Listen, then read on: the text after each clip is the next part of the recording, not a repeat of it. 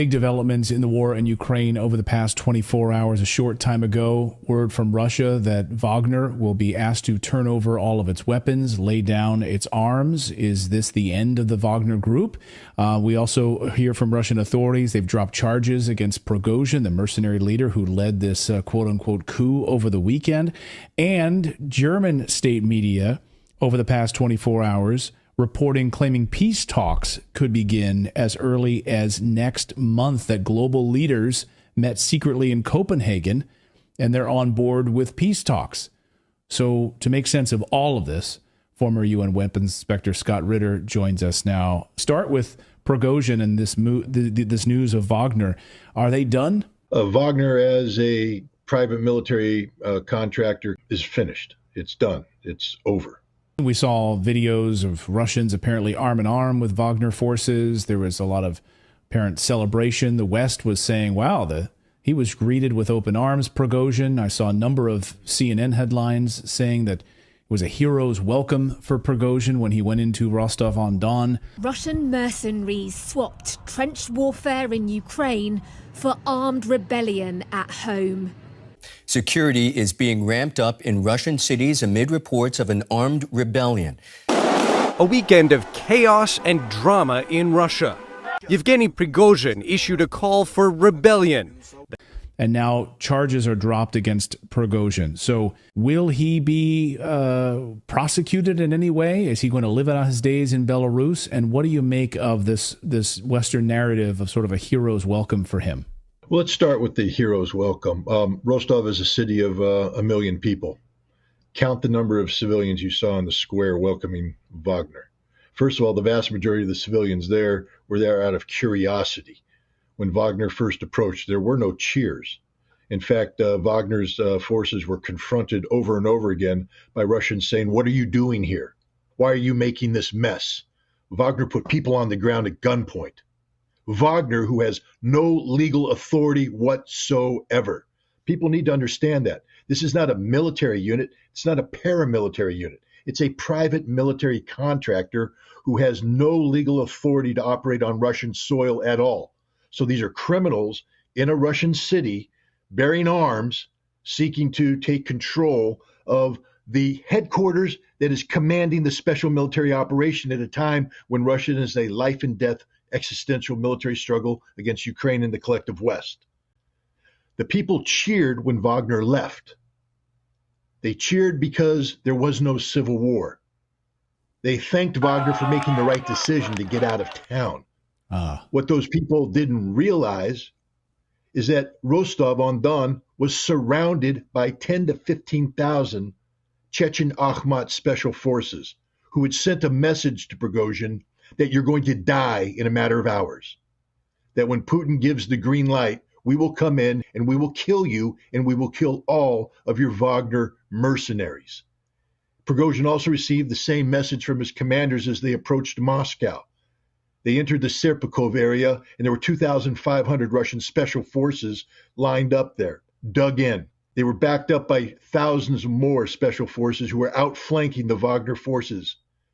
And Wagner commanders came back and said, we're going to get into a fight. Now, here's another thing people don't realize. What is a basic combat load? That's what a soldier carries on him to engage in a fight. You know how quickly you fire through your basic combat load in a heavy firefight? Like that. Where's the resupply come? Wagner would have run out of ammunition in hours, and they would have all died. That was the reality. Prigozhin didn't negotiate anything. Prigozhin was told, leave. You're done. Get out of Russia, and Wagner is finished. And that's what we're seeing. So all this concept of a negotiated settlement, Prigozhin making a point, Wagner being treated as heroes. Wagner is a criminal entity. A criminal entity. 3/4 of Wagner refused to participate in this coup d'etat. This coup has been planned for months. Russia has known about it. Russia has been coordinating with the commanders of Wagner to avoid a civil war, to have them conform with Russian law, to have the Wagner fighters sign contracts binding them to the Ministry of Defense. So now that they have a legal status, to get the commanders to do the same thing, to end Prigozhin's billion-dollar money-making venture. People need to understand that Prigozhin is not a military commander. He is a businessman who makes money off of slaughter and blood. Bakhmut, where 20,000 Wagner fighters died. People need to remember that. There is no wonderful formula for Wagner's success. They're not an elite fighting force. 30,000 of the 50,000 Wagner soldiers who fought in Bakhmut were criminals, convicts, with 21 days training. You cannot become an elite fighting force with 21 days training. You were given 21 days training, basic small arms, basic maneuver, and told, advance or die. If you survive, your conviction is swiped clean. These were fanatics who fought aggressively, but they're not elite. These units suffered 60% casualties, and Prigozhin's lecturing people. Prigozhin knows nothing of war. Again, he has no military experience whatsoever. And this commander's council signed off on tactics that caused shock units to lose 60% casualties, 20,000 dead. And he's saying that the Russians are slaughtering their troops. If the Russian Ministry of Defense followed the Prigozhin model, 300,000 Russians would be dead. Prigozhin is insane, and that's what people need to understand. No elite unit suffers 60% casualties. That's not elite. That's fanatical. And here's the other important thing. The Russian military did not want to fight the Battle of Bakhmut. Prigozhin entered that battle because he was in a very difficult situation. Russian law does not permit a private military army, which is what Wagner had become. It can't operate on Russian soil. They were going to pause the battlefield, pull Wagner out, and reconcile this legality issue. Prigozhin realized the second they did that, he would lose his billion-dollar business. So he pushed into Bakhmut to keep the fight going, to compel the Russians to fight, sacrificing 20,000 men as a business decision, to compel the Ministry of Defense to give him the ammunition to create a precedent of supplying a private military contractor in violation of Russian law. He forced the Russian high command to divert forces from other areas of the front to protect the flanks of Wagner as they advanced. So this idea that Prigozhin is some sort of military genius who is in command of an elite fighting force that saved Russia is absurd in the extreme. I'm not denigrating the courage of the individual Wagner fighter or the tactical competency of their commanders. I'm telling you that Yevgeny Prigozhin is a psychopathic, mass murdering criminal, and he's alive today only because Vladimir Putin didn't want to start a civil war where Russians would end up killing Russians. See, Prigozhin's thinking about a coup had been known to everybody. Everybody.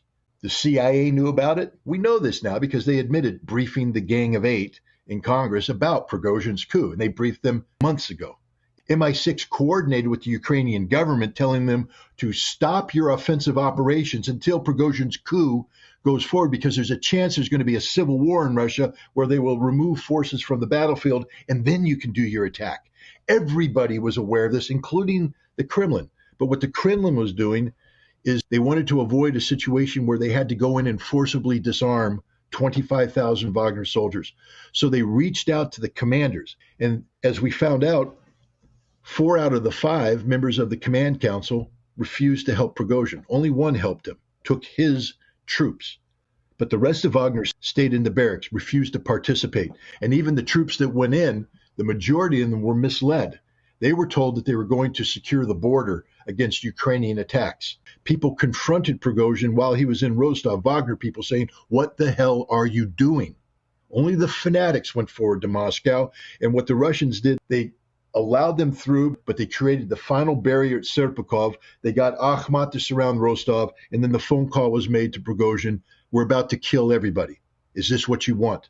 Well, I want to get you out of here on this question. German state television channel claiming that peace talks could begin as early as next month. They claim that a number of global leaders met last week. Do you buy that? I have no doubt that they met. I have no doubt that they talked. I have no doubt that they're looking for peace. But here's the interesting thing. You know who wasn't in Copenhagen talking about negotiations? The Russians. The Russians aren't going to play this game. Right. Russia has a military objective they have a political objective of denazification and permanent neutrality for Ukraine. And the only negotiation is when Ukraine agrees to all these terms. So until which time the Copenhagen group are willing to say Russia has won the war and Ukraine must concede all of this, they're just talking to themselves.